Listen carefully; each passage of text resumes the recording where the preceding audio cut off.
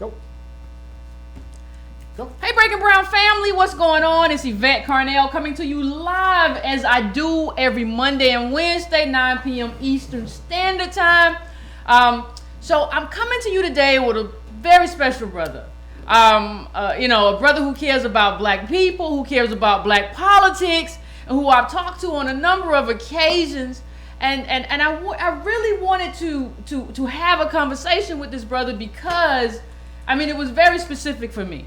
He's one of the only people who I've seen do any work on black spending power. I haven't seen anybody do any real work in terms of what that means, what black spending power means, and what goes into it, and whether or not that creates, actual wealth, and what's the point and the purpose of black banks and all of that. I've never heard anybody else really go into it. And so I wanted to bring Jared Ball. Dr. Jared Ball is a professor at Morgan State University, and he's about his business.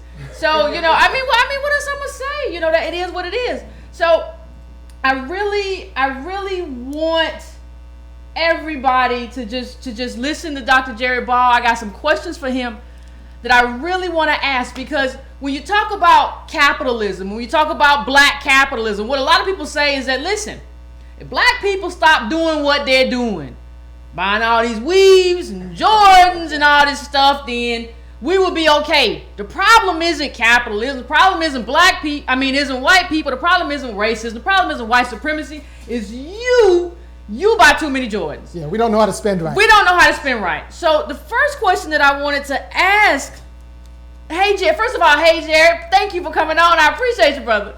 No, I appreciate you. Thank you both for having me. No, I'm wonderful to have you. Before I get into it, I just want to ask you a question. Like, in terms of black buying power, the first question I want to ask you, before I even get into the nuts and bolts of it, like, what is it and where did it come from? Well, again, I really appreciate you having this conversation, because this is something I've been trying to deal with for almost 10 years now. And it started because as, a wannabe revolutionary and an activist, I would be in all these spaces with all these radical people, and people would be repeating this line over and over and over again, and telling me and telling the people we were trying to work with that if you just spend your money, and then we would hear it, when all the big names would gather, we would hear it discussed, and a lot of, well-meaning people would bring it up and say, if you would just spend your money better, we basically could be free, if not, at least better. So the first thing I want to say is that the real origin of this thing we call buying power is I've not really found the exact genesis of it going back historically, because going back many decades now, people have been developing versions of it. Yeah. Or as and across the political spectrum. So even going back to Dr. King reiterated the mythology, and this was somebody that particularly at the end of his life knew capitalism very well. Yeah. But he regurgitated that mythology. Everybody from him to Louis Farrakhan to our dear colleague Boyce Watkins, everybody across the political spectrum has been saying this. And it never really jived, because when you look at the history of black people in this country in particular, or if you just look at the history of capitalism and imperialism, or if you just look at the numbers that I know you and your colleagues look at on a regular basis, it just doesn't make sense. So when I started to look at it, what I just simply found is that, one, the $1 trillion number is itself not born of any real data. So on the one hand, I'm trying to challenge this as a number that even exists, this idea that we are worth, or we are spending more than $1 trillion on an annual basis. There are really only two, and more often than not, one source for these numbers. Nielsen is referenced all the time, but these are based on surveys, extrapolations based on pockets of black consumers. They claim that it's then on the other hand, you have the Selig Center, which is based in the Bank of America building in Athens, Georgia. And their argument that that spending power or buying power refers to an actual official number based on sort of post-tax, post-bills net income that is spent on unessential goods. But as their own data suggests, it's not based on what they can point to as actual money that any black person or community has. It's based on either survey data or really some wild stuff that the Selig Center gets into. I mean, in the Selig Center, they were looking at things that like black population growth and increased job opportunities and more education for black people. They went on to say, this is one of my favorites, they went on to say that because only 8.1% of black America is over 65 years of age, or at what they call career pinnacles, at which point wages increase, at which point wage increases decelerate, whereas whites are only 13.5% over 65. So in other words, they were trying to say that because there were fewer black people of 65 years of age or older, that meant that black people were somehow economically more strong. Now, of course, they don't just very quickly consider that black life expectancy is one of the reasons why there aren't many black people over the age of 65, because our conditions are so depressed and oppressed. Many of us don't live to 70, much less 65. So this idea, and anyway, my point is that there's no real origin for this number that they can point to with any actual data. No. So one of the things I just wanted to raise very quickly tonight to always encourage your viewers going forward is that whenever you hear somebody say this, as I know you ask of your viewers for other issues, you have to ask people, or you have to ask your viewers or your audience to ask those people, where do those numbers come from? And you'll almost never get any clarity on that.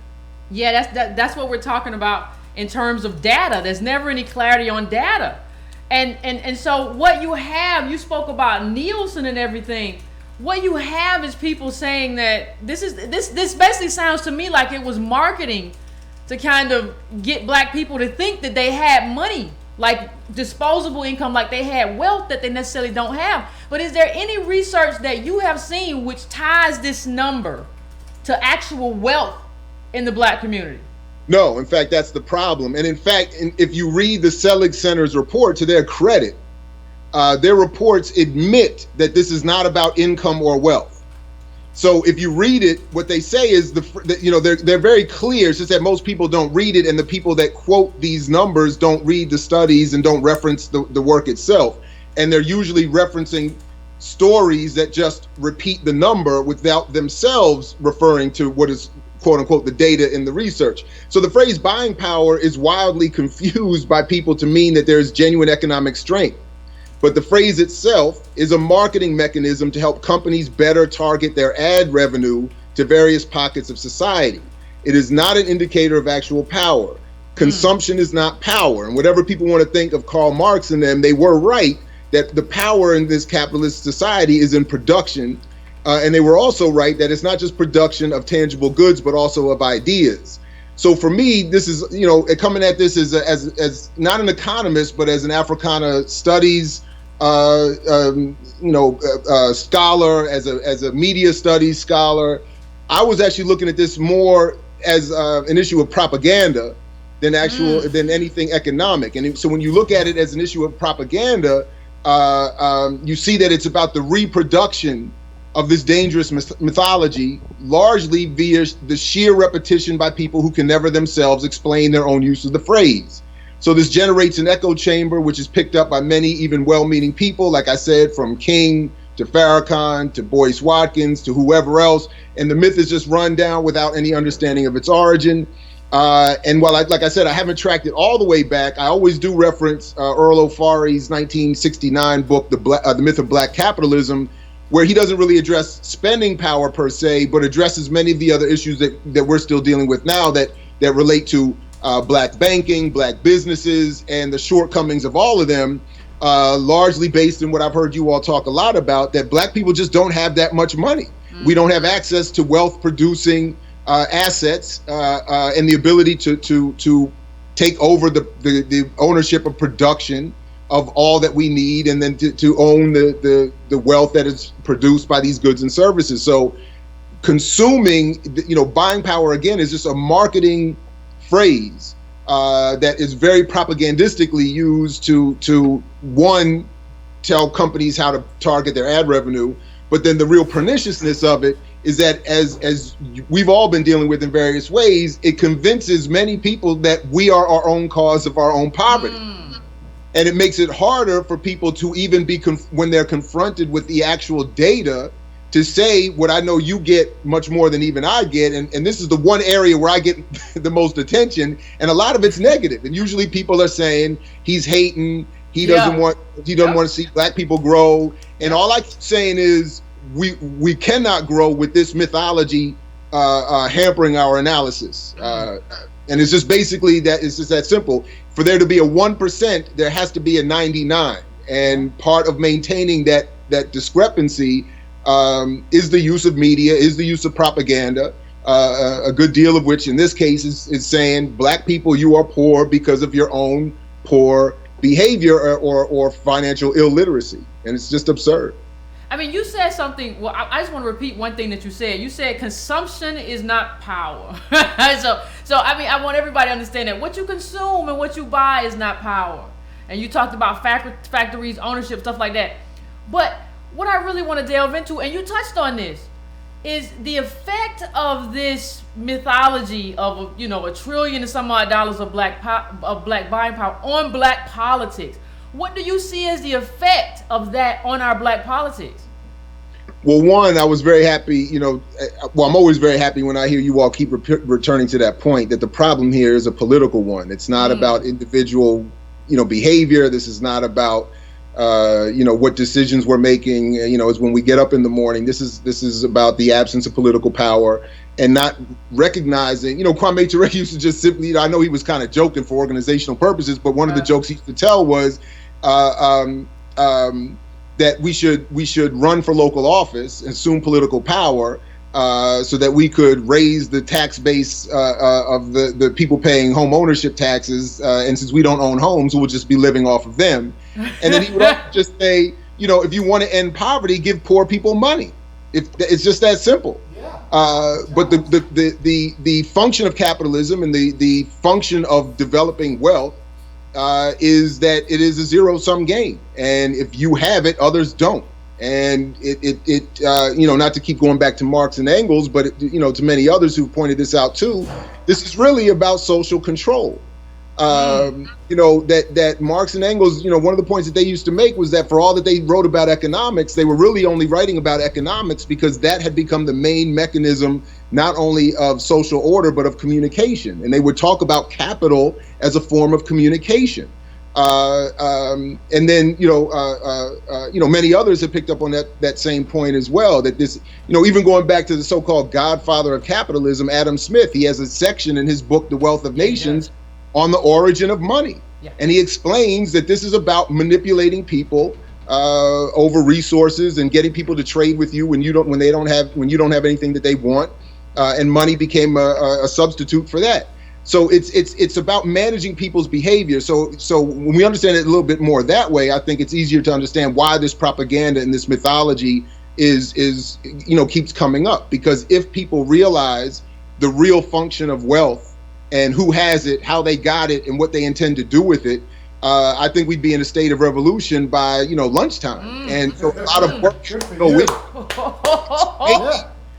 No. Why this inequality exists. So if you could tell poor people they're poor because of themselves, well, and then you get a lot of high, well-attended and well-positioned spokespeople who repeat this mythology, and they can even say it in settings where they, it's become an applause line in churches and activist groups and settings where people can say, we have this $1 trillion, and if we just spent it this way, we could do this and that, but you don't want to do it that way. And it becomes this sort of preacher call and response applause thing, and it creates that inertia effect that Fanon and others talked about that works against oppressed communities. And it's really unfortunate. There was one other thing that I know that's related to this that I know it's not just about what he was saying the other day, but that Boyce Watkins brought up in his recent piece on this.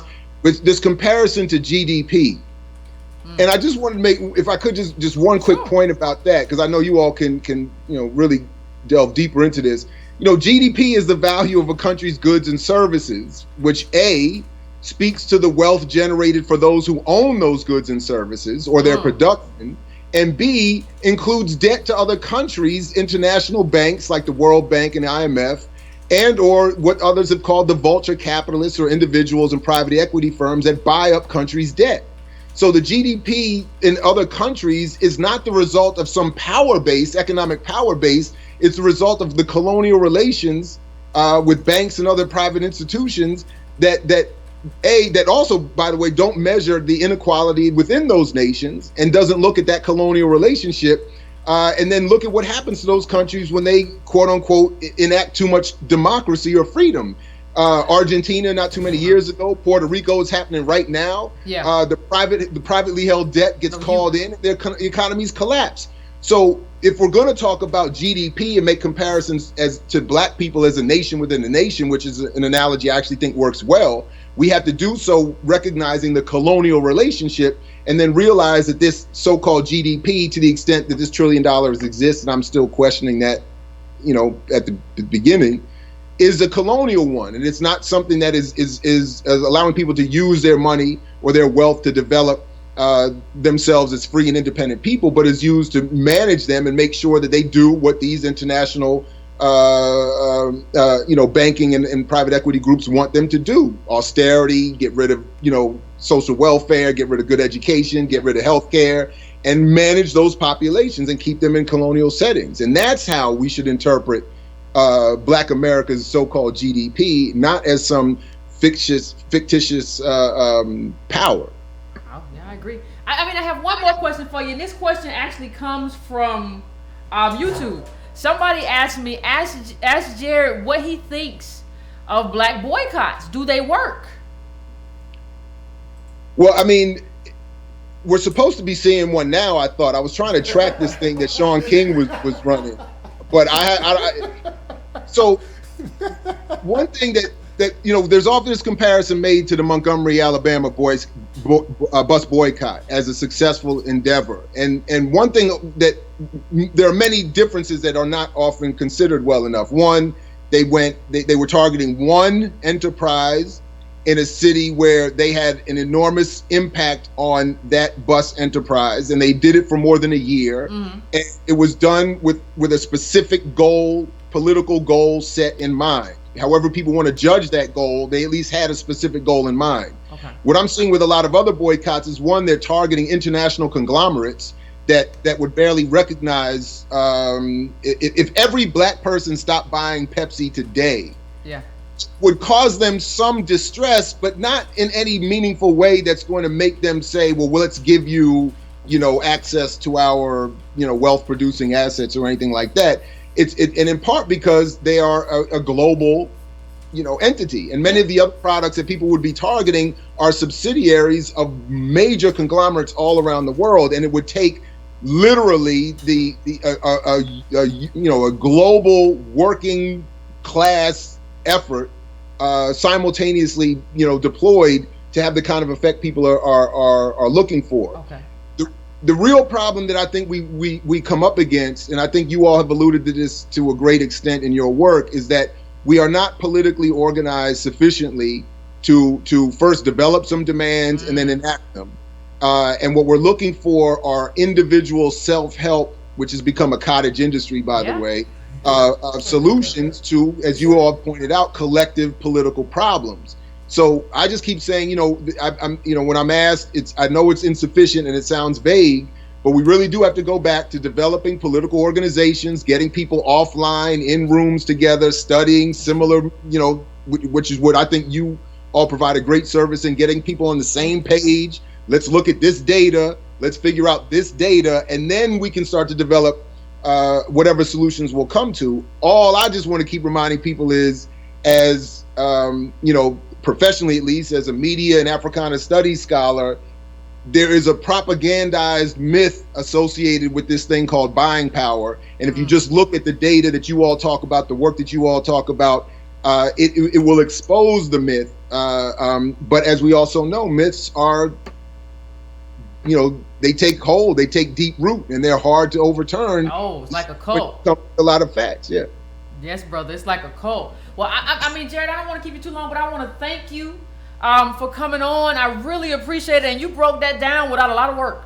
That's how I know you one of the ones who studied the thing. You broke that down. I didn't even have to ask a lot of questions. This brother just broke it all down. If you have something else you like to say before you get off or whatever, let me know. But I appreciate you, brother. All I want to say is, I appreciate you all. Keep it up, and I'm one of the many who keep watching. And folks can check out, my work and others at imixwhatilike.org. And as Fred Hampton used to say, to you we say peace if you're willing to fight for it. So peace, everybody. Thank you, my man. I appreciate it, Jared. Thank you, brother. Thank you. Woo-wee. Let me tell y'all. Ooh. Thanks, Professor Ball. You see how that man broke down pure academia, studies, data, statistics. This is what it is. This is what I've researched. This is what I found. He's been studying that number for 10 years. I mix what I like. Go find him on Twitter. I mix what I like. Dr. Jared Ball. He's at Morgan State. Got a Facebook, got a Twitter. Check this brother out. He does good work. Please check him out. I've been following him for a long time. I'm so happy he came on the show. Like, he's real. He's real. He's been studying that number for 10 years. Studying that number for 10 years. So if he says it's bull. If he says it's bull, it's bull. It's just it's just propaganda. To get black people blaming themselves. To get us to be like, it's our fault. It's what I buy. It's not anybody else's fault but mine. It's my fault. That's what the whole point is. Now I want to get into something. The whole point, like the whole reason I brought Professor Ball on was so that I wanted to have a conversation about what undergirds this sort of black capitalism, and there is no, and not just black capitalism. I'm talking about this do for self movement, right? Talking about do for self and what they tell you about, what has to happen in order for black people to move forward. So what I'm doing is trying to bring Jared Ball on, a professor, to show you that what you've been told about what's necessary for black people to have success in America is just a lie. It's a con. And it's created by marketing. It's created by people. This 1 trillion BS number is created by people who don't want to see black people successful. They don't want to see our politics, that's for sure. Yeah, don't want to see our politics. So let me just this is gonna be a show where I gotta hit on a lot of stuff real quick. Because y'all know, if you've been watching around this week, you know I got a lot to get through. And I'm not dodging anything. You already know. So what I want to say first of all is that I want to address some of the criticism first. Some of the criticism I keep getting from people is that Yvette, you're telling us to sit around and wait for white people. That's what you're doing. And what you're telling me is that you don't understand government. I'm not telling you to sit around and wait for white people. I'm telling you to get involved with your government and get some courage in your heart and do what our ancestors did and fight for your place. Because let me tell you something. You keep saying, I keep hearing people saying, I ain't waiting for the white man. Listen, you pay taxes. I pay taxes. We all pay taxes. Payroll, gas, federal, property. I say it again. Payroll, gas, federal. Those are just some of the taxes that we pay. What I'm telling you is that the money that we spend should be directed to address the needs of our community. How is the money that we spend in taxes being redirected to address the needs of our community? How is that? Please tell me how that's asking for a handout. You're asking for your own money to be spent to help you and your kids and your family. That's not a handout. That's our own money. But see, what's happening right now is that they're taking our money and they're spending it for everything else because we're not making demands. So they know we'll pay taxes, and then we'll say, I'm going to pay my taxes, and I got to go do for self. Why? That's your money. That's our money. Why you going to do for self when you paid your own money into the system, and the system can't do nothing for you? And when I say something about you, like, well, I'm not going to ask the white man for nothing. It's not the white man. It's the government that you pay taxes into. That's not fair. That's not fair, Yvette. You both know that the banking lobby, they do for self. They got a bailout. Everybody gets a bailout. That's not true. That's not true. The auto industry. Those white people. Bail out. But even before we talk about bailouts, listen. This is your money, people. How do you not demand that your money come back to you to benefit you? Having your money come back to you is not a bail. It's not a begging. Stop telling me I'm begging when we pay taxes. It's not begging when you pay into the system. Property, gas, federal taxes. Don't you file taxes with the IRS? That is your money. Listen, let me just say something. And I just want to make this clear. You all, the people, these do-for-self people, y'all crazy. You cannot overcome 400 years of oppression by filing LLC paperwork. It won't happen. It won't happen. You cannot overcome that by taking a stack of papers to your attorney general's office or wherever and filing your LLC paperwork. You cannot overcome what happened to black people in this country by filing LLC paperwork. It's lazy. And anybody who advocates that as an answer is lazy. The farmers in Iowa and Minnesota and all of those black people with no, all of those, with states with no black people, they get subsidies. And your answer to black empowerment is to tell us that we don't need subsidies. All these white people getting their money back in spades, getting their money and a lot more money. And your answer is we don't need subsidies. It's ignorant. You don't understand math. How does a finance professor not understand math?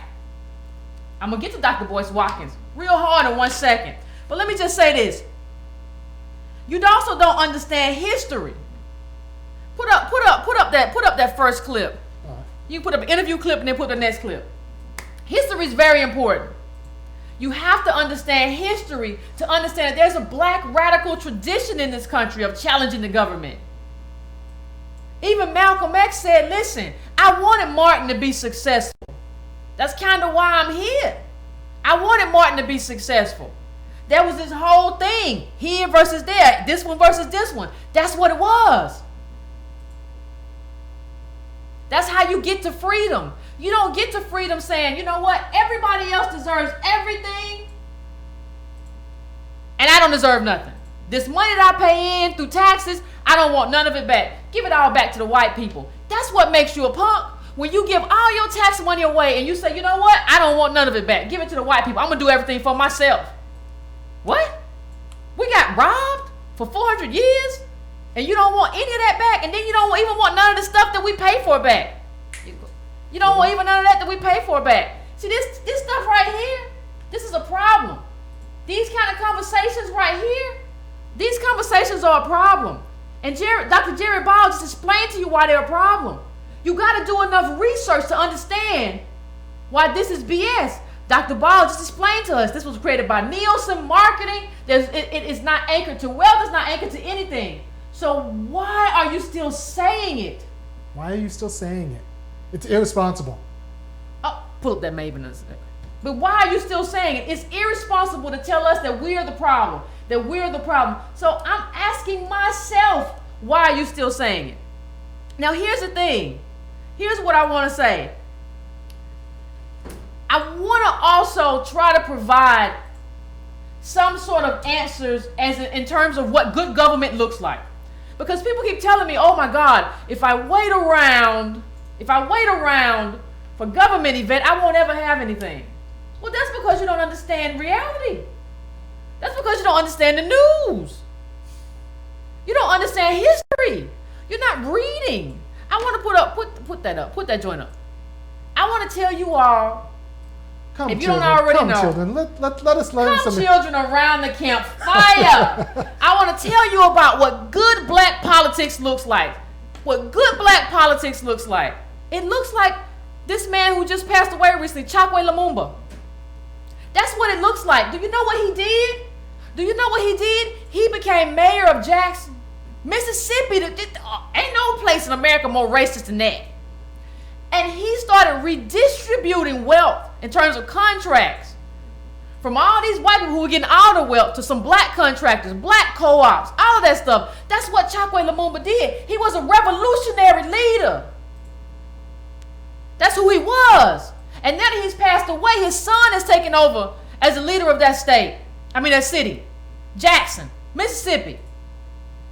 And let me tell you, before you tell me something stupid about how, oh my God, Yvette, he must have had a lot of money to do that because, you know, you have to buy politicians. Yeah, but well, you have to buy your way into his opponent spent well over $300,000. He spent far less than $100,000, and he still won.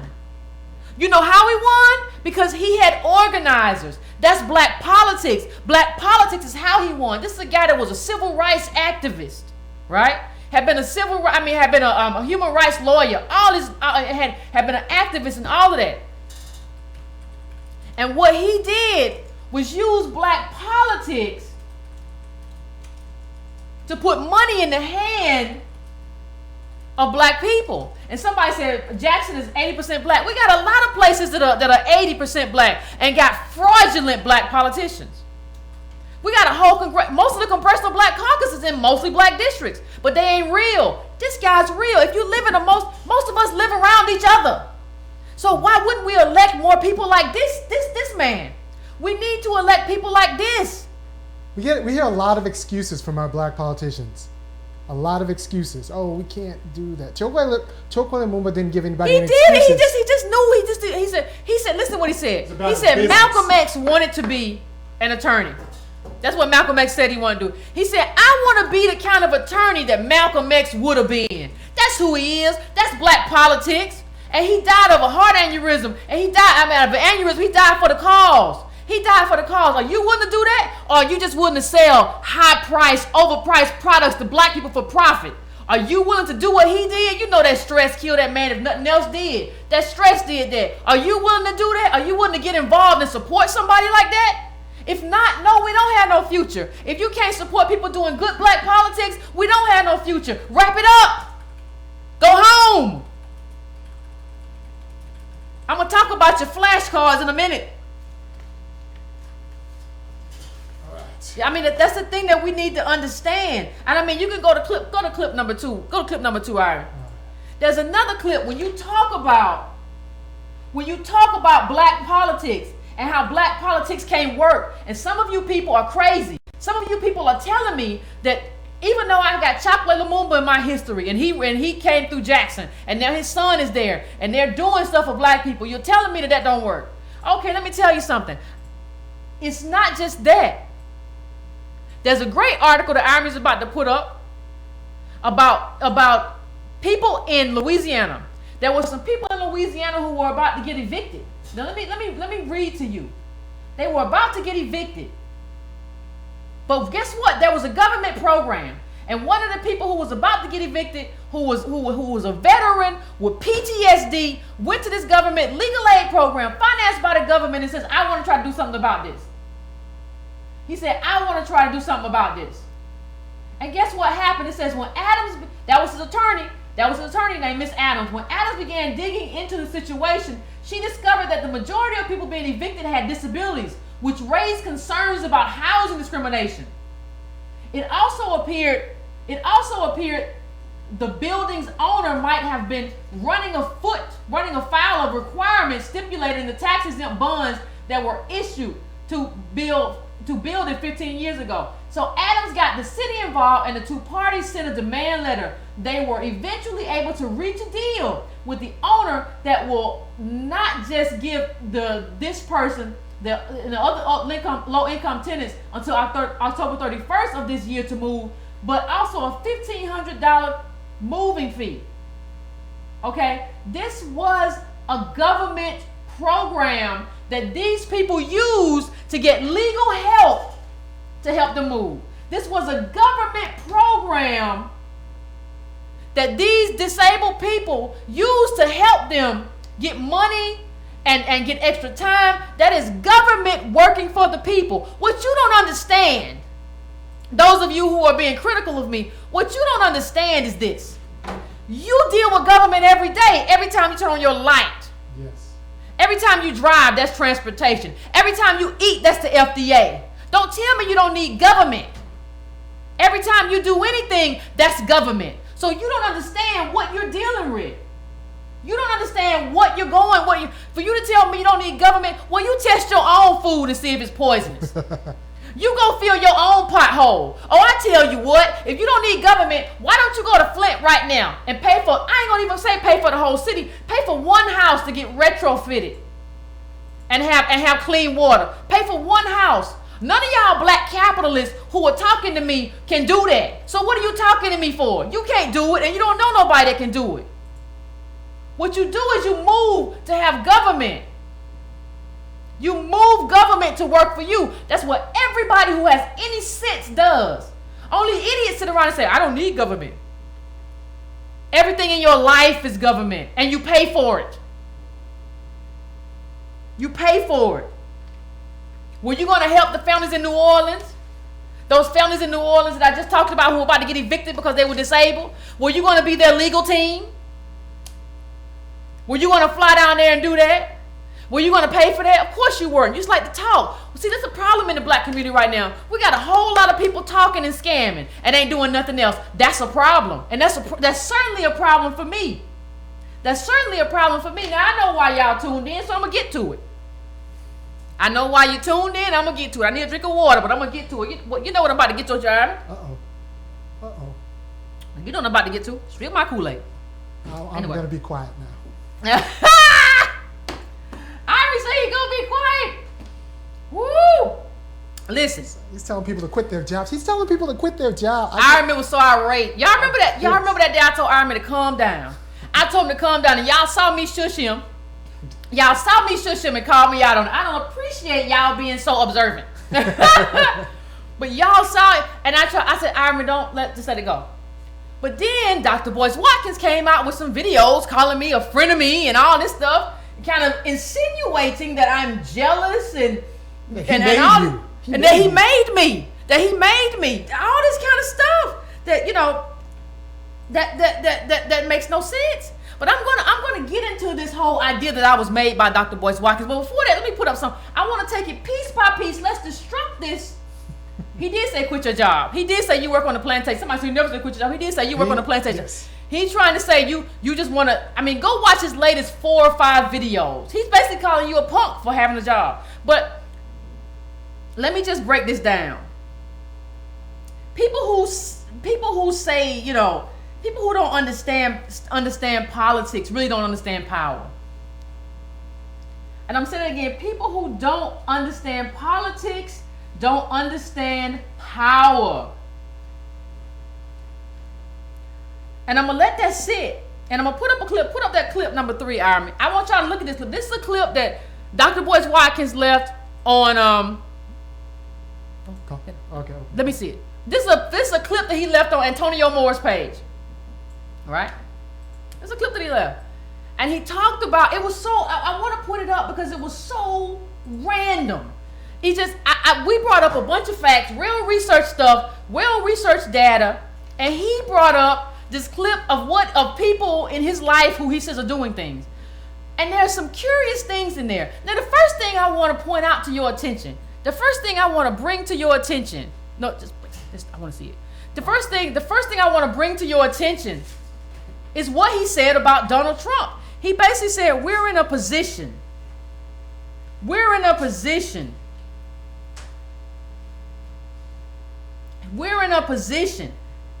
Listen to this, people, folks. We're in a position to do what, you know, we're going to position people to do what Donald Trump did. Now, put up that next Donald Trump clip number 3, I think, the Donald Trump one. Let me have y'all understand something. Donald Trump, Boyce Watkins says he's in a position to do for people what Donald Trump did. Let me tell you something about Donald Trump's daddy. People say he got money from his daddy, but people don't understand how he got money from his daddy. Trump was part of a government. His daddy got money from a government program. Okay? That's what it was. It says Trump, put up the next quote. I want you all to read this quote specifically. I want you all, the next image is a quote, and I want you all to read this quote as we go, because I want you to read this with me. Oh, wow. Full? Put it up full. Look at that. I want you to put that up. We're going to read this together. Trump was born in New York City in 1964, the son of a real estate tycoon, Fred Trump. Fred Trump's business success not only provided Donald Trump with a posh youth, a private school, and economic security, but eventually blessed him with an inheritance worth an estimated $40 million to $200 million. It is critical to note, however, that his father's success, which granted Donald Trump such a great advantage, was enabled and buffered by the government financing programs. In 1934, while struggling during the Great Depression, financing from the Federal Housing Administration allowed Fred Trump to revive his business. He was a failure. Allowed him to revive his business and began building a multitude of homes in Brooklyn, selling at $6,000 apiece. Financing from the Federal Housing Administration. You can take it down, Iron now. Financing from the Federal Housing Administration allowed Fred Trump, to make money to give to Donald Trump. You gonna tell me government don't matter and you gonna make the next Trump when you don't have what Fred Trump had to get the money? You don't know the history of these people. You don't know how they got their money. You're talking to me like I'm crazy, but you don't know how these people got rich. Homestead Act, New Deal, HUD, all of this stuff is how these people got put on. But they got government, but you're saying you don't need government. Do you understand how that doesn't make any sense? Except Trump's daddy got government. Even when you go to like Warren Buffett, he mentioned Warren Buffett in one of his videos. Go just, if you don't believe me, go read the last few Warren Buffett. Well, he talked about Warren. The last few clips from Boys, he started talking about Warren Buffett. Go read that. If you don't believe me, go read it, right? He says something to the extent of, I can teach you to do the moves that Warren Buffett did. Except Warren Buffett was a white man during Jim Crow. What the hell? He was a white man during Jim Crow. I'm not trying to be mean, but this stuff that's being passed on is dangerous. Even Warren Buffett said, let me tell you what Warren Buffett said. I can tell you what Warren Buffett said. I can give you his own words. Warren Buffett said, I was born in 1930, a wonderful time to be born. That's timing. Wonderful. Had he been born in a different society and also as a black, I would not have the same chance, as Buffett said. Even Warren Buffett understands that had he been black, or if he was black, even born now, that things would have been different for him. He says to you, I was lucky. He doesn't say go pick stocks like a monkey. He says, I was lucky. He's telling you he's lucky, and Boyce is telling you no. Boyce is telling you no. I can teach you how to be him. And Warren Buffett is saying, I wasn't him, I was lucky. I was born during the right place at the right time with the right skin color. Come on now. Come on. White man doing Jim Crow. And you don't understand what Jim Crow and slavery did. Like, let me just break this down. Jim Crow and slavery just took us off the board as competitors. It just took us off the board. We were not competitors thanks to Jim Crow and Warren Buffett. It took us off the board. We were laborers, though. We were just free labor. What I could do we with were a free benefit labor, to them. You know what I could do with a bunch of free labor? Oh my God, you have no idea what I could do with free labor. Yeah. Or even cheap, like you have no idea. And I mean, I'm gonna go through all this stuff methodically or something. Okay, I'm gonna go through all this stuff. I'm just gonna go through all of it because to the time Antonio and I made our last video, Dr. Boyce Watkins has made like 5. So I'm trying to go through all of this methodically to kind of answer every charge. And go to the next clip. I mean, he said we prefer to eat fried. No, go back to the first clip, the Facebook post. He said we prefer to he said the reason that we're in trouble is because we prefer to eat fried chicken. Yeah, meticulous. Meticulous was the word. He said we prefer to eat fried chicken. That's what he said. Like, the reason black people aren't moving ahead is because instead of investing in his products, we prefer to eat fried chicken. That's a chicken, not Jim Crow. Fried chicken. That's a chicken.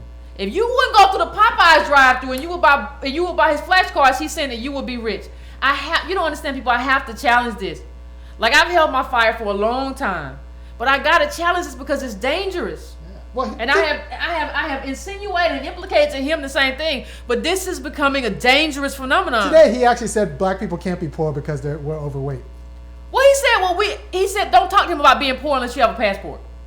So you can't talk to Boyce Watkins about black poverty because you don't have no passport.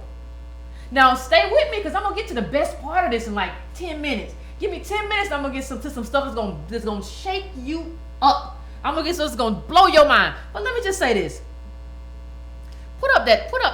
He said put up that fried chicken article. He sounds like the problem is this is racist language against black people. This is racist language against black people.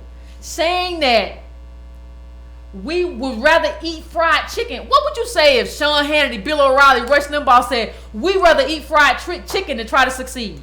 What would you say to that? What would be your response to that? Because there's a legacy of how fried chicken is used to make us seem like feckless and lazy people. And that's exactly what Boyce did in that video.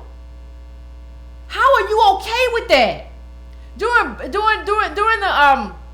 the movie, there was what was the movie? Birth of a Nation. That's where it started. According to that article, that's where it started in Birth of a Nation. You're looking at the article right now. That's where it started. Because they showed black people eating fried chicken in Birth of a Nation in that early film, right? 1915. They showed black people eating fried chicken and just being, nothing, which was a racist movie. And so that's where we got that idea from. And so now you're going to employ this racist language against other black people. That's not cool, people. Insinuating that black people would rather go through the Popeyes. Really and truthfully, the Popeyes is what's in their neighborhood, and it always has a deal, so it's cheap. And don't act like you don't eat Popeyes, or you've never eaten fast food. Don't play with me. It's cheap, and I work second shift. I mean, Yep. what do you like? Yeah, you can't blame black people for being. And good. how do you? I mean, put up clips number 6 and 7. How do you say? Even? I mean, even in terms of what you said, in terms of black people, how do you say that without bringing up the incarceration? Like, listen to me, people. This is a man who sent a letter early on, because that's why I got with Boyce, because I was like, okay, he's trying to do the right thing. Black politics. He doesn't like Obama. He understands what I understand. This is a man who sent a letter with celebrities talking about how awful mass incarceration was. How do you say after sending that letter that we're not poor? 10,000 per 100,000 is what black people, that's the incarceration rate. How do you look at that incarceration rate and send a letter to President Obama about that incarceration rate and then turn around and say we're not poor? How does that make sense? There's so much inconsistency. And that's why, listen, I'm not trying to be personal down anybody, but I've held this fire for years and tried to do this behind back channels and say basically this ain't gonna work or whatever, and it's not worked. Black incarceration is so bad that it skews the numbers. Nobody else, even apartheid South Africa, has a rate of 10,000 per 100,000. That's just us. And you know that, and you signed a letter to President Obama about that, but now you're coming back telling me that the problem is fried chicken. Please tell me how that works. Now, I mean, you there was also a part where he said something about you need a water bottle. He said something about, you got to go back and watch the stuff. You got to go back and watch the stuff because he brought out a water bottle and he said the problem is I look at this water bottle and I see it's full, and somebody look at this water bottle and says not a lot of water. It was just weird. But the second part of it is that makes it sound like we have 1/3 of the wealth, like we got a little bit of water and they got a whole bottle of water. We don't got a little bit of water. You're talking about less than 1% of the rural land. We don't even got a little bit of the water. Like, what are you talking about? Then he said the water was a flower or something. I don't know. Hell, I don't know. I mean, it was just very weird. And to be honest, a lot of our water is bad. A lot of our water is very bad. So, yeah. What money we have is credit. That's what that means. Like that. So it's not real money. Yeah. It's not real money. It's not real money, but Credit is not real money. I'm gonna let Irie say something in a second before I bring out the real fire. Oh, okay. Before I gotta bring out the real fire. But I just, there's a lot to be said. Oh, okay. Yeah. There's a lot to be said. There's a lot to be said. Right? There's a lot to be said. And some of you have asked me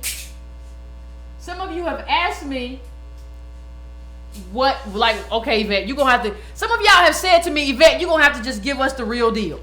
You gotta just give us the real deal. We don't want you just been you've been talking, but we can tell you've been holding back some stuff, so you're gonna tell us the truth. I'm gonna tell you the truth, but I'm gonna let Iron talk about what this does in terms of black politics first.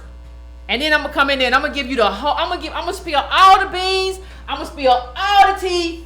I gotta be honest, because part of this problem is that I haven't been honest.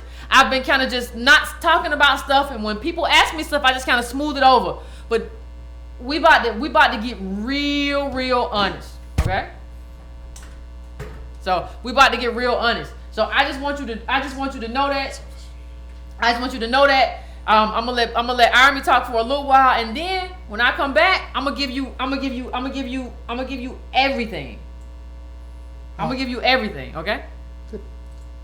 All right, so people, we have to understand that Yvette's gonna take a minute. You're gonna get a little bit of me. It's gonna be great. It's gonna be wonderful. Anyway, we have to understand that the big problem with the black capitalist talk, and say it's a very similar problem with the prosperity gospel talk, is that it positions black people away from politics.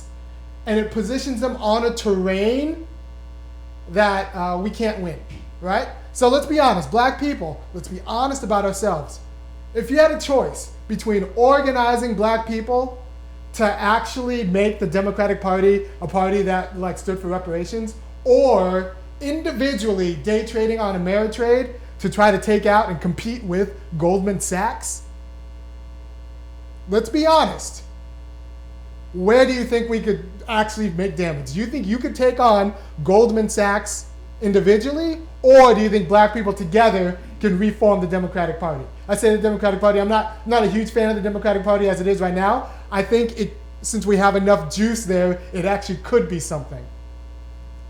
Trump reformed the Republican Party. Black people could reform, and the Tea Party reformed the Republican Party. Black people could reform. We have just enough juice to do that if we had our politics right to the Democratic Party. I like our odds doing that much more than I like our odds taking on Goldman Sachs individually.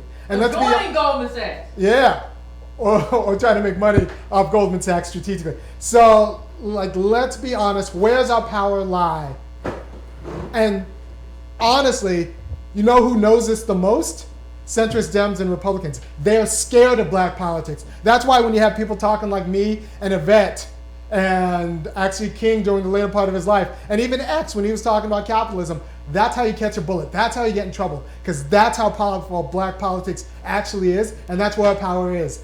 They want us to try to be the next Warren Buffett or the next Walmart. They will hire people like Boyce, or hire people like your prosperity gospel people, or hire people, or put money in T.D. Jakes' pocket to tell black people that they're not Christian enough. That's why they don't have money. Or they don't spend right. That's why they don't have money. But it's us. It's me, Yvette, guys like Jared Ball, people like Antonio Moore over at Tone Talks, Sandy Darity. We're saying actually the problem is politics. And that's the message they don't want you to hear. Because if we get our politics right, if we actually get serious about taking over the Democratic Party, if we actually get serious about holding our black leaders accountable, that's when we can start making moves, and that's when we can actually threaten white capital in a way that your little putting pennies together we'll never do. Yeah. And I'm going to give it to Yvette now. Thank you. Ooh, I brought that fire. Listen. We about to, y'all ready? Okay, we about to get into it. One of the things that Boyce said, and this is what I'm going to address specifically. Boyce said, and I know he was hitting at me, that I don't take donations because it creates a charity mindset. I don't take donations. It's a charity mindset. That's not something that I do. Let me break it down for you. I worked with boys for the past like 5 years, up from like late 2010 to like 2016. That's how long I worked with Boyce Watkins.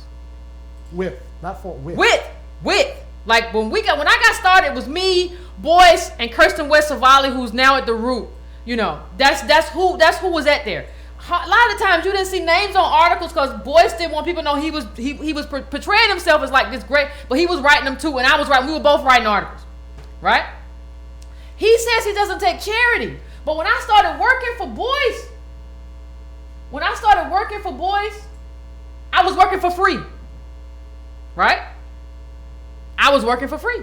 And then I got $150 a month. Then I got $200 a month, which is $800 a month. This is for full-time work, 40 hours a week work, 8 to 10 articles a day, right? And I then started doing YouTube videos. Now you ask me, well, I've seen a lot of people say, well, Yvette, you know, Boyce shared his platform with you. No, Boyce needed me on his platform, and that's why he asked me to be there. Please don't get it twisted. I helped build that platform. Put up the clips. Put up that clip. You see that clip right there? That's me. That's on Boyce's platform. That's over 100,000 views. That's real money. That's real money. I didn't get any of that money. I didn't ask for any of that money. I was trying to build a media. I was trying to build a media hub that dealt with black politics. That sounds an awful lot like charity. It was charity. And he said he don't take charity. My not getting paid or getting paid a little bit of nothing for years was charity. How dare you say you don't accept charity? My work was charity to you because I was believing in a cause. I thought you were political. We talked about Barack. We talked about. I didn't know you were gonna get up and run away and do some kind of prosperity stuff and then leave everybody else hanging. I didn't know you were gonna do that. But the thing is, this is black capitalism. The problem isn't just Boyce. The problem is that he never got an infusion of capital to pay for stuff. But he's trying to convince you that he did. He never did. At least if he did, he didn't send it to me, or he didn't send it. I mean, there was times when we paid workers who weren't even American. They were in Singapore for like $5 an article. How does that as a black business benefit you? Well, you know, real businesses, I'll be honest, real businesses pay their employees all the time, and they pay themselves the living wage. The time. I'm sure you got paid consistently. No. You mean? Like somebody asked me like the reason why did you stop working with Boyce? Because he stopped paying me.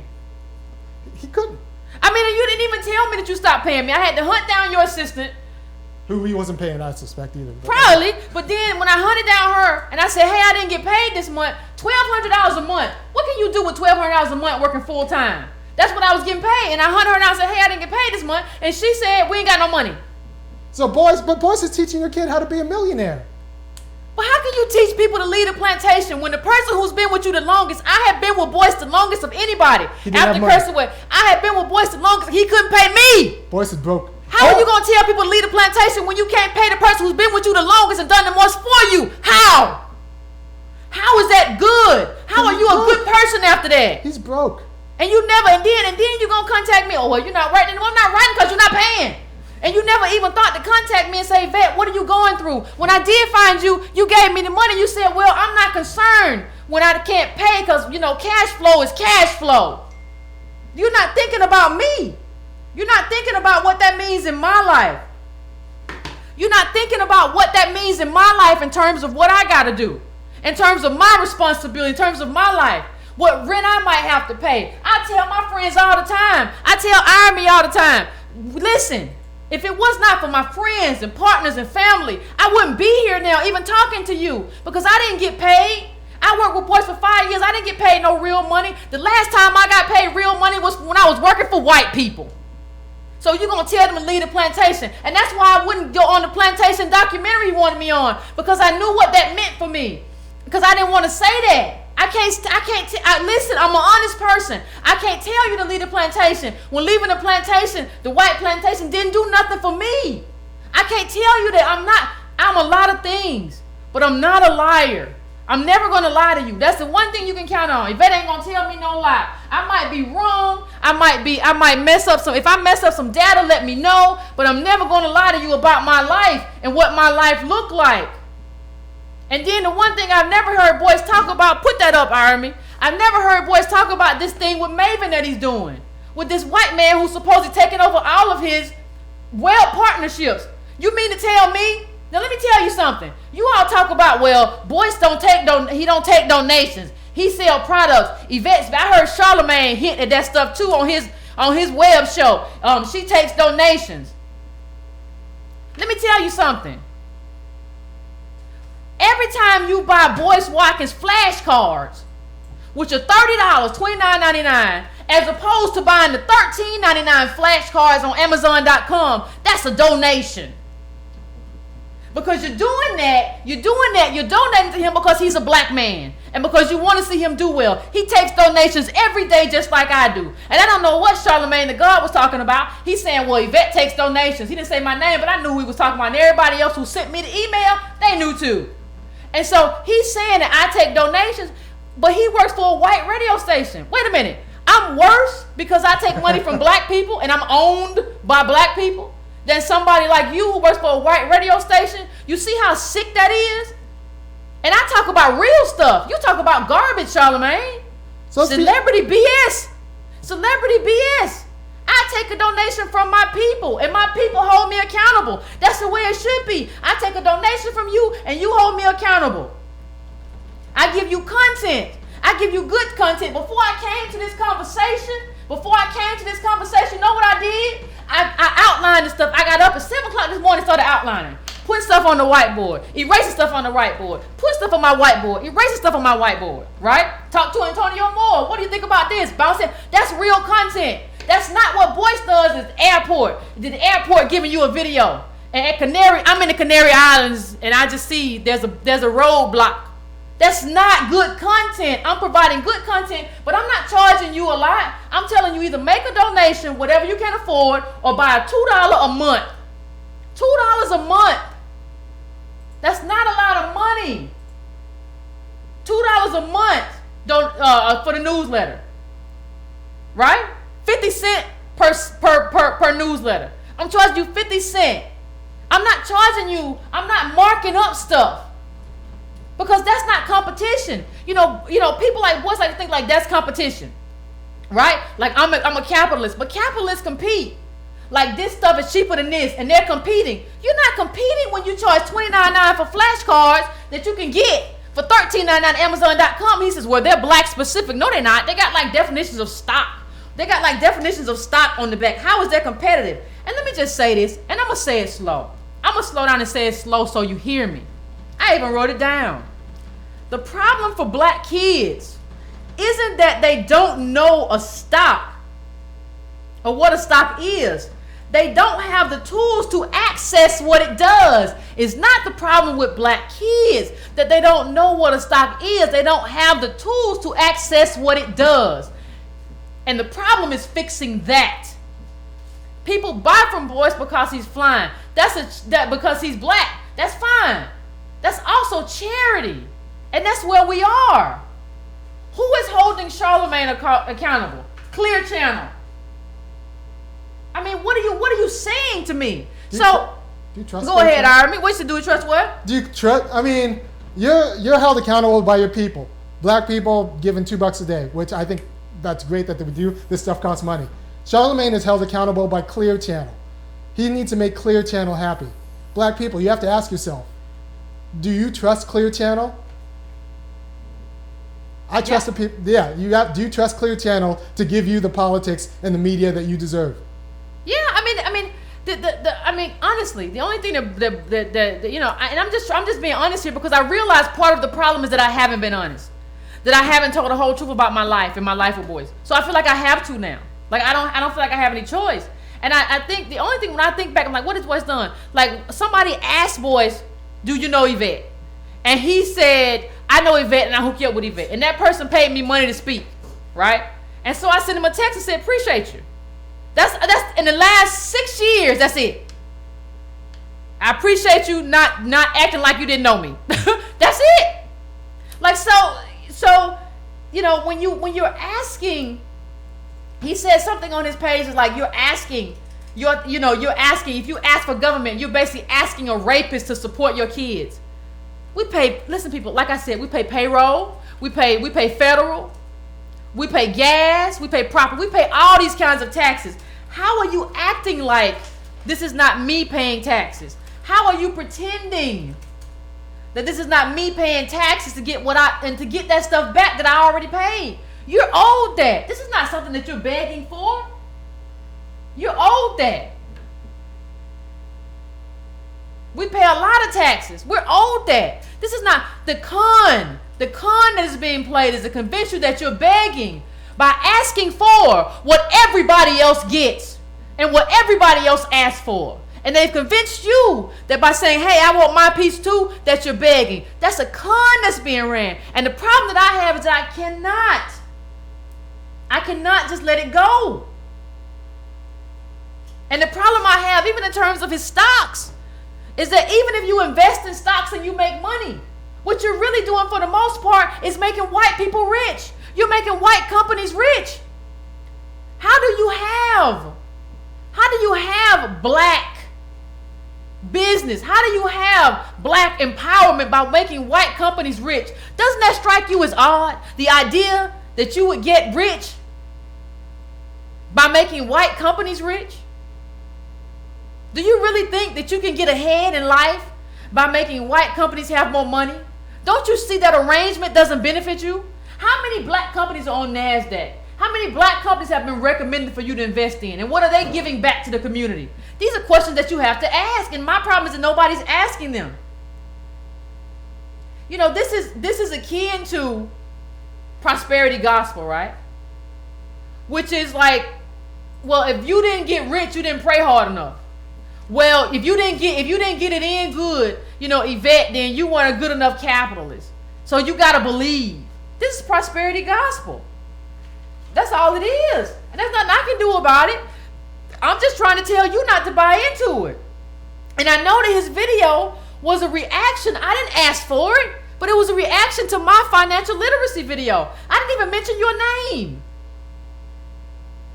But then you came out with like 5 videos and basically saying stuff that doesn't make sense. And it calls on me people. Listen, I don't talk about this a lot, but I think I'm a person who does have a bit of a calling. You know, whatever that means for my life is whatever it means.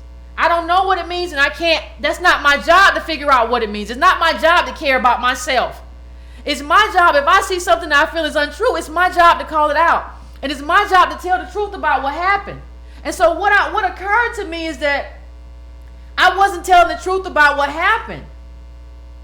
And I have to tell the truth about what happened so people understand what happened. Because people are looking at me like Boyce gave you a platform. You know, I think Iron mentioned his name first, right? And I mentioned, so I might, in the episode, I might have mentioned his name because Iron said something. He sent out an email. Iron got very upset. I got very upset. He sent out an email. And I said he was nice. I said good things about him, remember? Yeah. I said, well, his heart's in the right place. I tried to, because I always try to I try to do everything I can to just like make sure that this doesn't come to this. Iron said something, and I said his heart's in the right place. That's what I said. I said, well, his heart's in the right place. On May 6th, he sent out an email saying, I was scared to quit my job. But once I got over my fear of quitting my job, I've been so happy, but I was so scared. And insinuating that if you want to keep your job, you're some sort of coward, and that you should get off the plantation. Iron was mad about that. I was mad. Look. And I shushed you, right? I said, Iron, be quiet. And I said, listen, I'm not going to say nothing bad about Boyce. But then, black people, if you got a job, keep your job. It's a fine job. Yep. What money is in the black community is from good black garbage people and postal workers. Keep your job. That's a good job. Keep your job and like save your money, whatever. But don't let anyone bully you or shame you into quitting your job. Not in this climate. Not in this climate. Now put up clip 9. Like you want to talk about, because people keep talking about well, Yvette and Antonio used Boyce to get on. And put up that video. Do you see how many views? I want you to see how many views. This is Antonio Moore's video with Byron Allen. And look how many views that got. Understand? And you see that yellow thing? That yellow thing is subscribed to Boyce's channel. Nowhere on there is it subscribed to Tone Talks or anything. It's just subscribed. And the same thing with my thing. what people don't understand is that Real money. what people don't understand is that I was get on the trolls arm. What people don't understand is that I was basically cannibalizing my own channel by working with boys. But I don't have any. Listen, I understand what I did and I understand why I did it. I was trying to build a black media hub. I felt it was important to do that. It didn't work out that way though, but I felt it was important to do that. But I gave up my own channel. I have my own channel now with 20,000 people. I could have been doing that 3-4 years ago, but I didn't do that. There was a sacrifice to do what I did, making $1,200 a month, even when he started paying, because he wasn't paying at first, as opposed to $150 a week or $100 a week, which I was making. Listen, you can't pay rent with that. So for him to say anything that slights me in the least is very offensive to me, given that I gave up years of my life. And it was a partnership, and it was never made into a partnership. Nobody ever gave me part of the company or anything. You know, Malcolm X said, I'm not going to get into Marxism or whatever. Malcolm X said, show me a capitalist and I'll show you a bloodsucker. And so what I'm telling you is that Boyce's enterprise is dependent upon people like me who didn't get paid a living wage not to say anything. Because I wasn't even going to say anything. When Army said something, I kind of shushed him and said, I'm going to leave it alone. But then when the video came out and it was kind of insinuating certain things, I felt like I have to respond. I felt like part of the problem, because Boyce is saying some dangerous stuff. Not only just quit your job, he's telling you that it's your fault and all that stuff. This is dangerous stuff right now. Everybody else is using government to get what they need. And you're telling black people, don't be a beggar. When they pay into this system, you're supposed to get out when you pay in. But you're telling us pay in and leave. That to me makes you a sucker. That's what it makes you. You know, it wasn't, like I said, it wasn't me. He asked me to be on his platform in terms of like, you should make more videos because it's good money for him. And like, I don't think people understand that. I don't think people understand that that's what black capitalism has become. You understand that you make YouTube videos and your YouTube videos make money, but nobody pays you for your YouTube videos. They pay you something a month. So basically, you're paying yourself. At least 3/4 of the way or half of the way, you're paying yourself. So I'm paying myself. I'm really not getting paid. And if you don't, I mean, black capitalism means you provide a living wage. In the past 5 years I worked with, I never got a living wage. $1,200 was the most I ever got paid, and that's not enough to pay rent. So for you to come on today and talk about frenemies and talk about jealousy and kind of imply and insinuate this about me, it makes no sense. You never paid me nothing. How am I what do you mean? This is all talk. But he's a black businessman. Of course he paid people. No. So black business isn't what we think it is. And I think you could, because I mean, do you have employees or do you have subcontractors or freelancers? Right. I wasn't an employee. If somebody wants to doubt me. No, you were a friend helping out another friend. I felt like he was trying to do the right thing. Right. And we were talking about politics at that time. We weren't talking about this black wealth boot camp stuff. So I was like, yes, let's do this. If we can do this, that'll be a good thing. If we can talk to black people about politics. I was trying to do then the same thing I'm doing now, which is talk about black politics. That's what I'm doing. The same thing I'm doing with you now. That same thing I'm doing with you now I was trying to do that then. And that was the point. That's why I worked for nothing or virtually nothing. Because I was doing it for the people. I wasn't doing it for the come up. Someone on YouTube actually made a really good point. Said black business is charity. It is. That's where we're at right now. He said something on the video like, well, we charge because we have to feed the children. We have to feed the children of the people who work from us. I never got fed like that. Like if it had not been for the people in my life who love me, I don't know, I would not have been okay. Like somebody was always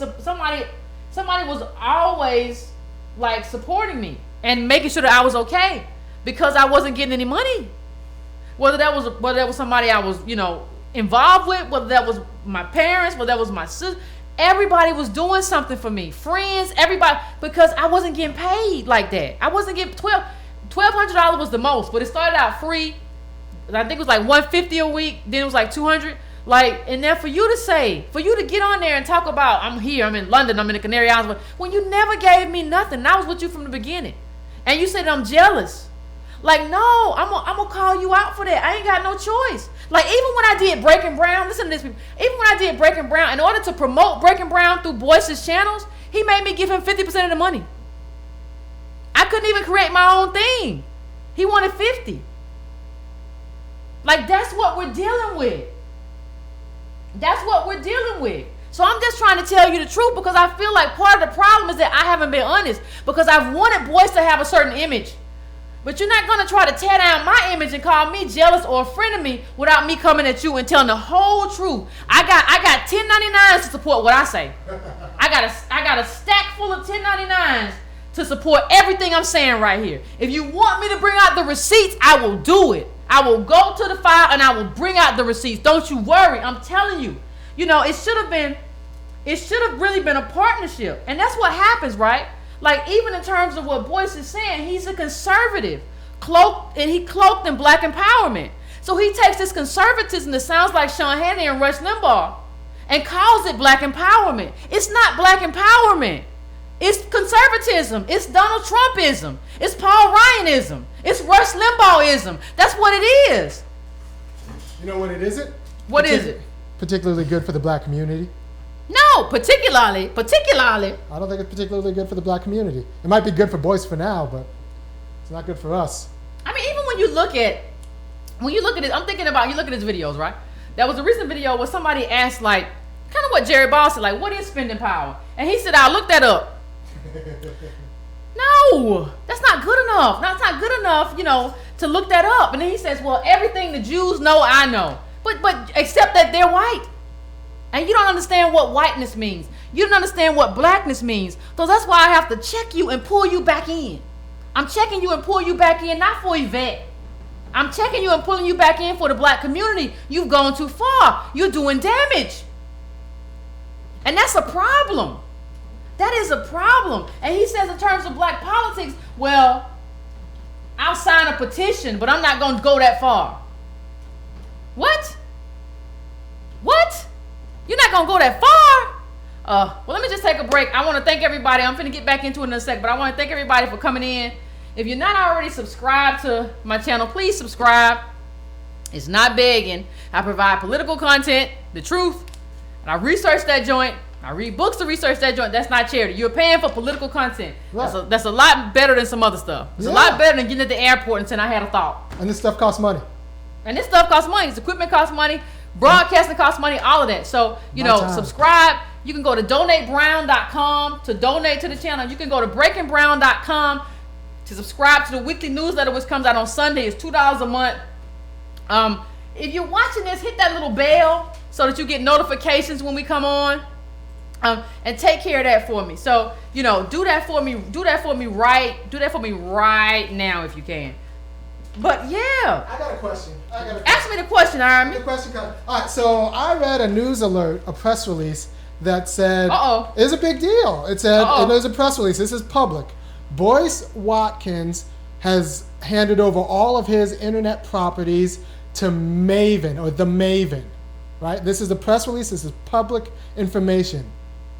Hey, somebody said Tony G's a troll. If you see him, knock him out of there. Go ahead. I'm sorry. Yeah, he said he handed all of his properties over to the Maven. What is that? I don't know, but that means that I did do some research about the Maven, and this guy is the founder and CEO. So your black world is now run by him, and I got to tell you, I feel some sort of way about that. And it did say turn it over all your digital. You know what? You know what's strange about this? This is all Google. You know what's strange about it? Yeah, look it up. Don't trust me. What's strange about this is that I never heard Boyce talk about it. This is a big deal to turn all of your properties. He puts up like 3 videos a day talking about like I'm sitting next to a Jewish person. I have the solution. But you didn't talk about why you didn't talk about this. Handing over all your properties to him. Yeah. He looks like a man out of a Bond movie, don't he? He doesn't look like a guy who has a Negro interest at heart. I'll tell you that. And I think somebody said that's Dracula. All I know is your black world is now run by this guy, and I don't think black people knew about that. Yeah, he said I'm turning over all my digital because he never said anything about it. The only reason I found out about it because somebody sent me a news release. Like, I love y'all to send me all this information. Y'all are wonderful. But somebody sent me a news release. I didn't know anything about this. And it says Du Bois wife turned over all, and this person, and apparently they're scooping up properties of a lot of different people. But like, he looks like somebody out of a Bond movie, don't he? He real white. He got like $3 million in funding too. He gave him $3 million in funding, or he got like. Somebody say he's older now. Yeah, well, all I know is I don't trust this guy to be the curator of my black politics. And that's what he does now through Boyce Watkins. You That's could a ask problem. him. I think that's a problem. Or at least something, if it's not a problem, that's something you tell your people. Yeah, I agree. That's something you gotta be honest. Yeah. Like, that's something honest. You gotta just tell people what it is, and that's something like I had avoided being honest in this conversation because I didn't want to say what it was because I knew that would make somebody look bad. I didn't want to say it, but like now I feel like I gotta say it. I don't feel like I have a choice. So, and I say that because guys like that are the type of people who want black people out of politics. Like, black politics, real black politics, is going to take some of that guy's money. Like, yeah, and the thing is, like, I'm trying to give you good content. Right. Like we have, how many cameras we got in here, Army? How many microphones? How many lights? Right. What's this system over here? What's this system over there? Boyce is still, after years, shooting his stuff through his cell phone. I do that sometimes, but when I do my show, we got all kind of stuff. We got a telephone. We got all kind of stuff in here. Like, I'm trying to bring you good political content. He's still giving you a camera. He's still shooting through his cell phone. He got 200,000 subscribers, and he's still giving y'all cell phone video. Come on now. I gotta say what I gotta say. And God, like, even with, and Jared touched on this, but even with the stuff he said, like, you know, GDP, we got the GDP of other nations. Bring that up, Irony. I think it's, I mean, he said, bring up what he said about the GDP. He kept saying, like, we got, what was it? What we got? Nicaragua. He said we Portugal. got the same GDP. He brought up Nicaragua. Put that up. Nicaragua. I think it was Poland or something. Portugal. Yeah, Portugal. He said, well, we have the GDP of these nations. I'm gonna look at you now. I want you to look at this. Look at the population. Write it down. Write it down. Write it down. He said we still have the GDP. He said of these. Now look at the population. We got 10 million. We got all that. Okay. I want you to write it down. Now he said, well, we have the GDP of these other nations. Wait for it. These are small nations. We're talking like 10 million, 8 million, 6 million. That's what he called out. Well, sure, they're only 10 million or 8 million. We're 40 million. Oh. We're 40 million. He's comparing. Let me tell you. And they this have is land. basic math. They We're have 40 land. million. We're over 40 million. I'm sorry. We're well over 40 million. And this, he's they have comparing land. us. He's comparing us to countries that have 8, 9, 10 million. They have and land. saying, well, we have what they have, and so we should do it. That's basic math, people. You don't compare that to that. You don't compare. That's not how you do. And that's not even what GDP is for, which is what Jared Ball says. How are y'all not understanding this? And how are y'all calling me a hater for this? Come on. He doesn't know how to do division. How do you have a finance professor who doesn't know how to do division? Come on, man. Come on. It's basic math. For you to say we need a passport. I can't talk about poverty because I ain't got a passport. So you can't be poor and talk about black poverty. You ain't got no passport. What are you on, man? Somebody has to check you. I've been your friend. I was your friend for a long time. And I'm checking you now. What are you on and who paying you to say this stuff? It don't make no sense for you to say the stuff that you're saying. It's embarrassing. Making people feel bad for applying jobs. Like he said something today on one of his shows. You can get ready for the calls now. He said something on one of his shows like, well, you know, people be excited to be getting an interview from Frito-Lay. We're excited to have a job, yes. And most of the people here are white. So most of the people providing jobs will be white people. They will be white people. And you should have, I'm going to tell you this. I don't care what Dame Dash tell you. I don't care what Boyce Watkins tell you. Do not feel bad for having a job that feeds your family. Don't call it the plantation. Call it the place you go to get money to feed your families. Most businesses, 80% of black businesses above that, I think now, fail within the first 2 years. Do not feel bad for having a job that feeds you and your family. And the thing is, we have to understand about black politics. It's not like buying a shirt, right? It's not like it's something that's going to happen tomorrow. It's something you work towards and get. But sometimes when y'all ask me for solutions, y'all are talking like this is something I'm gonna get today, I'm gonna wear tomorrow. That's not how it works. It's hard. But what you're really telling me is that some of y'all ain't ready for the hard work that's gonna be involved in this. I told you, we talked about Chokwe Lumumba. We talked about the people going to their legal aid that was paid for by the government. That stuff ain't easy. It's much easier to just say, I got a business card, I'm a businessman now. But what I'm asking you to do, people, I'm asking you to do the hard work with me. If you come with me, I'll come with you. If you show up for me, I'll show up for you. But you got to be willing to do the hard work with me and for me. Either we do the hard work together, or we have a few people that sell overpriced, mediocre products to black people. It's your choice. It's not my choice. It's your choice. You decide what you're going to do. Okay? You ready, Ivan, just because? Yeah, I think we have a full line. I haven't put the number up, but let me... Oh, somebody said you see government like your daddy. You're an idiot. You're an idiot. You are an idiot. I can tell you right now you're an idiot. I just told you we pay taxes. That's not your daddy. When you pay into something and you want to get that money back, that's not a daddy. That's the government. Lobbyists understand that. People in agribusiness understand that. People in banking understand that. Everybody understands that except you because you're stupid. Block Juwar, whoever Juwar is. Juwar. Get out of here and don't come back. Please don't come back. Go play games. Go play video games. That's what you were doing before you got here playing video games. Go get back to it.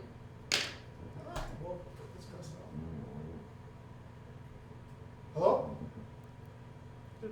Hey, Yvette. Hey. Hey, this your girl Tanya from Dallas. Hey, how you doing? Doing all right. Ooh, you really are spending some time.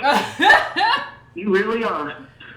I'm like, ooh, I need some obligations. Oh, I'm going to make this short and sweet. Okay. Now, I'm trying to look at what this GDP that black people are supposed to have.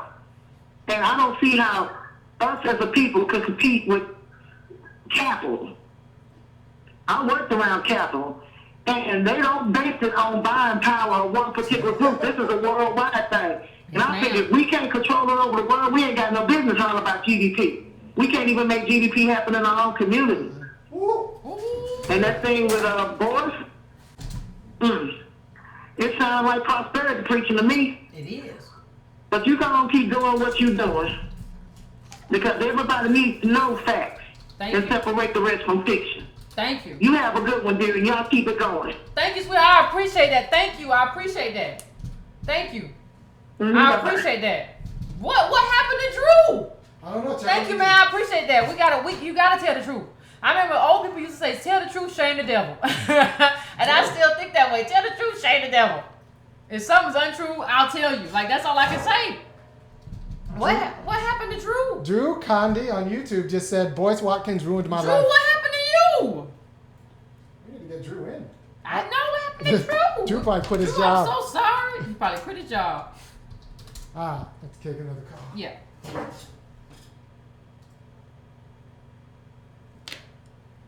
Hello? Hold on. It's up. Hello? Hello? Hey. Hi. Good talking to Breaking Brown again. It's been a little bit. I listen, but I don't really get in calling. But, something else I think that black people are not aware of, or I don't know if we're not aware of it, but someone else that uses government and benefits from it are illegals and immigrants. Oh, yeah. And why do we think, I guess it's something we have just been taught, because even when I talk to other black people, they go on and they'll say, well, it's not the government's responsibility. Then whose is it? Whose responsibility is it to make certain that we have what's needed if we're paying taxes? Yeah. That's true. And they take the taxes and give it to everybody, even foreign government get taxes from the United States government. Everybody get it, but we simply don't demand, and that is one of the reasons we're in the position we're in too. Is because we don't demand anything. We didn't demand anything of Obama. We don't demand of the Democratic Party. We don't demand of anybody in office. We think we're just supposed to go work, and that's it. That's not it. You don't get anywhere just by working. You do not get anywhere. And that's what we haven't gotten anywhere. Thank you. No, that's true. I don't have any disagreement with that. We don't hold anybody accountable. We don't have any standards. We just go with whatever is black or democratic. We don't have a list, a bullet point list of what we want and what we're going to have, what's going to happen if we don't get it. We don't do that. The only thing we say is that this is a Democrat, I'm voting for him, and this is a black person, I'm voting for him. That's not good enough, people. That's not good politics. And that's why I wish at some point that we could get all of these people together. We can start. We're going to have to at some point have Breaking Brown meetups. I don't know when it's going to happen, but we're going to have to start doing Breaking Brown meetups where we get together. I'm going to fly out to communities and we're going to have this conversation because this is not good enough. You know. And what somebody said. We were talking about Drew, and somebody said Drew is off the corporate plantation and can't get unemployment. What? Do you know anything about that, Army? I don't know. Somebody said that. Yeah, I'm sure Drew isn't the only one who actually followed. Actually, what this gets me is like this kind of advice. During the 80s, honestly, this kind of advice, this irresponsible advice, told a lot of people to get divorced because it'll make them happy. Just free yourself, get divorced. In the 80s, let your man 90s. go. Let your man go. You don't need him no way. It doesn't affect the kids. Just do it. And you know what? On the sofa all the time. And it screwed up a lot of families. Yeah. So this kind of like this crass advice that's not meant for us, but is meant to like, I don't know. It bothers me. So that's why I got heated last You know what bothers me? I still think about this. Like sometimes I feel like I have nightmares about this. I have nightmares about the fact that Obama gave reparations to some Holocaust survivors. But we have survivors of Black Wall Street in this country. Yes. And this man never gave them anything. Like, that's something that, if you want to know what gives me nightmares, it's not monsters or boogie. It's this dude never gave them any, and they're dying now. And that's what they want. They want the slaves to die. They want the sharecroppers to die. They want all these people to die so they don't have to get anything from the government. That's the whole plan. And what did you say? That's what the whole thing is about this black capital thing, is to maneuver people into a space. Right. Where we're not powerful anymore. We have a little bit of power. We got a little bit of power over here in politics. We still got one person, one vote. As long as they don't keep doing, we still, the voter suppression is real. But we got one person, one vote. We still got a little bit of power. They're maneuvering us into a space where we don't have no power. Right. It's us against Goldman Sachs. It's us against Goldman Sachs. You know who loses? Us. If it's going to be us against the Democratic Party versus us against Goldman Sachs. Yeah, we're a huge part of the Democratic Party. I want to take on the Democrat. We can take them on. Yeah. I'm not taking on Goldman. We can't take on Goldman. But you so. got people who wants to want to join Goldman. I don't want to join Goldman. I don't want to make no more white people rich. I'm tired. I keep going. Yeah.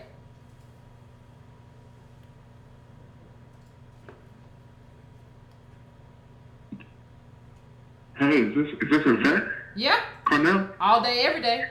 Oh my God, you won't believe it. You won't believe it. You exposing voice walkers like that. It's like giving me, like, my world is shaking. Like, I don't even know what to say. Like, I actually paid $800 for his intelligent boss moves with Damon Dash a couple, like I said, months ago. I mean, I'm just. Ask him, how'd it go? I feel like an idiot. Like, I actually thought black capitalism works, and like to see how like Breaking Brown is like owned by like this creepy looking vampire looking guy or whatever. I mean, I guess it's not Breaking Brown anymore. It's like Breaking White or something. I don't know. Hold on. I'm going to address that because Breaking Brown is just mine now. But I want to ask you what happened. You said you spent that money, and what happened? Oh yeah, 50%. No, you own all of Breaking Brown, right? Owned by him? Yeah, not anymore. No, he didn't. There was no paperwork, so now I just shut it down. But what happened? Not no more. It's just mine now. But what happened with you with the Dame Dash thing?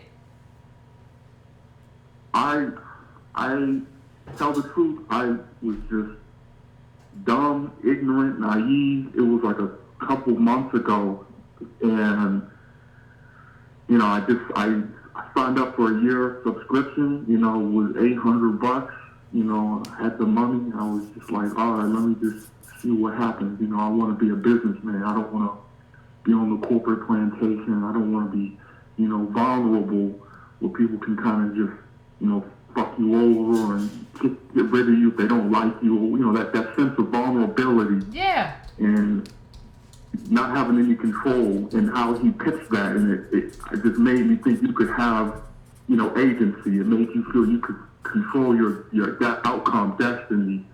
And like when you just started going in on him now, and this is one of my, I think this is the third video I saw of yours. I was just like, oh my God, it's just so like somebody hit me in the face or something. So you didn't learn anything through the videos? Damn. Huh? You didn't learn anything to make you your own businessman through the videos? He just has Damon Dash, you know, that guy who, you know, put Jay-Z, created Rockefeller Records. He did a thing with him called Intelligent Boss Moves, which is part of Boyce Watkins, and it basically teaches you, they talk about how they ran businesses. Remember Damon Dash, he came on the Breakfast Club, I remember. Putting them down, and I you're not a remember. man if you work, you calling him daddy. And I remembered that. I was like, yeah, I guess he's right. You know, Damon Dash, him and Jay-Z, they were bosses. And, you know, they had so much money. You know, he's Beyonce, and their life is, you know. What happened? But what happened with the videos? The videos didn't help you. Like, what happened with you in the videos? What did the videos say? You know, they talked about, like, you know, I remember one day we're talking about department stores. You have to pay for space for your merchandise, and, you know, paying for, like, insurance, health insurance for your employees, and then you having to pay for the space where you're selling your goods, your clothing within Macy's or whatever store it's in, and then it has to be a certain volume and amount, and then just, it was fluff, really. When it got to the end, I watched all the videos. It must have been like almost a week's worth of videos. It was a lot of videos, and I watched them all, and it was too late to get my money back, and I was, all right, let me just try to see if this works. And I actually wanted to start my own business, but I just didn't know where to start. And I actually knew somebody who did his, you know, that thing where you go and you meet him in person, you pay even more. Like, they're paying like thousands of dollars to meet him. And, you know, you know, on his channel where they go to the hotel and they're sitting and you spend like a day or a couple days, and he teaches you I got to have a business, and I got you. They had a black guy on there. He said, "Oh, I made $37,000, and see, it works, and I'm a man," and all of this stuff on his channel. And so it's believable. People kind of, you know, I guess people, I got hustle. No, I got you. I appreciate you calling in, caller, to tell us your experience. I appreciate that. Yeah. Thank you for calling in, brother. But you can't make payroll. Let's get to the next caller. It's Roller Me.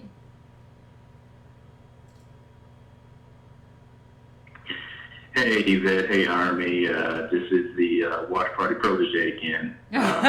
Keep it short, but thank you. You know, thanks for all that you do, that Army. You guys are spitting that fire. I mean, you've voiced so many of my frustrations that I've had having conversations about people. You know, I thank you for all your tact, your grace, and everything. And, thank you. You know, because you're really trying to get that message out, and you know, folks, you know, you see the comments, some folks want to see me, but you're just trying to get that truth out there. So I appreciate you for that. The one thing that I hope everybody gets across from this is, the one thing that was very clear, but you spelled it out, which it needed to be, for those that aren't getting, is that it's not waiting around for government to do right by you. Yep. You have to work and demand for it. You have to fight for it. Yes. And it's going to be hard. And not only is it going to be hard, but more likely not, for all the folks that are adults like you, me, and everybody else that's listening, when we finally get what's due to us, we won't be in the best position to take advantage of it, like us that are adults right now. It's not for us. And we got to just accept it. It's going to benefit our kids and our grandkids. It's going to benefit the community. But we have to put in that work. Yeah. We have to do that. And we have to do it because our elders, you know, grandparents, parents, and grandparents didn't do the work. They let go of their black politics. And that's why we suffer today. Exactly. Our kids and grandkids don't have to. Exactly. There is no solution that gets us, the adults today, the generation that's working hard today that needs to do the work. There's no solution that gets us the greatest benefits. It's just not going to happen. It's just not. And we have to accept that, but still go forth and do what we need to do to make sure that we get it for our kids and our grandkids. And that's all I had to say. Thanks, guys. No, thank you. I appreciate it. You know, there's one other thing that I can bring up. You know, Boyce brought up GDP all the time, and you know, we have the greatest GDP of, you know, and didn't even make it number to number with population. But you have to also consider other things, right? Like the GDP. When you look at the GDP of Iraq, 45% of that, 45 is from oil. The oil is a resource that they have that black people don't have, right? So there's so much when he just tells you it's just GDP. No, there's something because they have a resource that's oil. How many? What resource do we have as African Americans? What do we own? Because that's what. Don't look at this whole 1 point. Like Jerry Boss said to me, this whole 1.1 trillion is BS. What do we have in terms of resources? In terms of land, 1%. In terms of resources, coal, mining, you know, all of that stuff. What do we have? We don't have it. We got when a you mouth. look at the GDP, he didn't even break that down. He didn't break down the GDP in terms of like what GDP. We have credit. Break that down. We have a social security number that gets us credit. Yeah. Yeah. That's it. And like if you don't think black people are poor, Boy said you got to get a passport to figure out if you're poor. If you don't think black people are poor, take away all the credit. Everything that you have right now from credit, I don't care, your house, your car, your credit card, everything that you got on credit right now, snatch it up and see how poor you feel. We are poor. We're working class poor, nearly all of us. And he says, like, I know people with houses. Those houses on credit. That's a loan from the government. Yeah. Come on now. Let's call it. Yeah. This guy brought up a few good moves. I wonder if you could. I mean. Who did? Yeah. Yeah. I mean, I think Boyce and Dash are fleecing vulnerable black people for being desperate. I think that's their scam. Yeah, because I don't know what Dash doing. What he doing? I don't know. I think He he's got. just be talking. He's probably got alimonies and stuff. I don't know. I think he's got bills to pay. Yeah, he got bills to pay. And why y'all ain't together no more?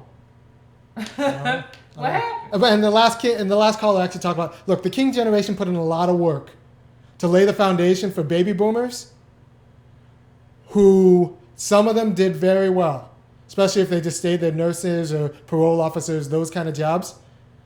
And then that class of baby boomers who did very well by keeping their heads down, they just, I don't think they did I don't think they did their jobs. And that's why 7 out of 10 black like families. The problem is nobody checks other black people. Like people be like, nobody checks other black people. Like we just let Creflo Dollar and like Reverend Ike back in the day, everybody just go get to do whatever they do. You gotta check people. You can't let people go off and say this is not true. I know you're not a businessman like that, Boyce, in terms of because you never paid me. I was with you longer than anybody, and I didn't get paid. So I know these people aren't getting the kind of pay you saying they get.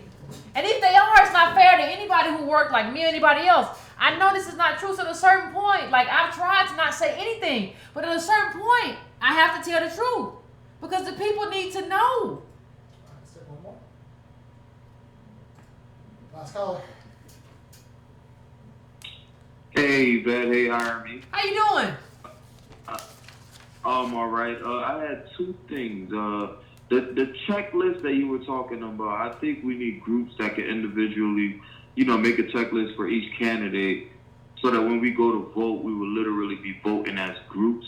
Like you kind of brought that up. Yeah, and I think that's a great idea that you brought up. And then the other point, I think everyone, we need to put hashtag interview Yvette Breaking Brown under See the God's Instagram page, because we need her on the Breakfast Club. And if there's a fee to get you up there, we need to pay for you to go out Hold on, there. you know what I And want that's all. though? You know what I want, honestly?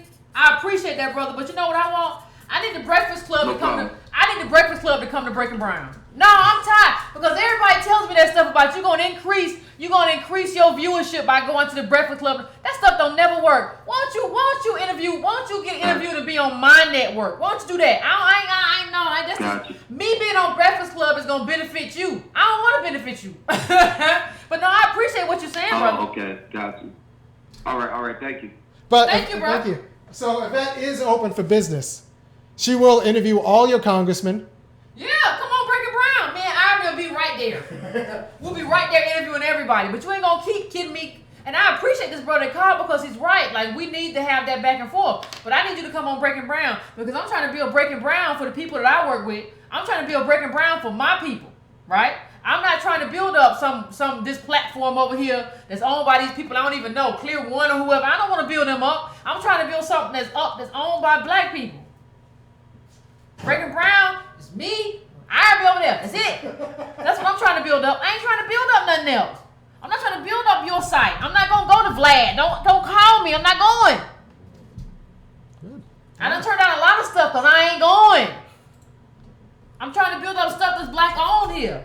Because everything I do is owned and subsidized by black people. That's what I'm trying to build up. Don't call me to go to no other little stuff. Well, Yvette, we have a really big following. I don't care. You come to my stuff or we don't talk. It's simple. So I want to thank everybody. I know I didn't get to enough stuff tonight, enough callers tonight. I went over because I had a lot of stuff to say. I went over because I had a lot of stuff to say.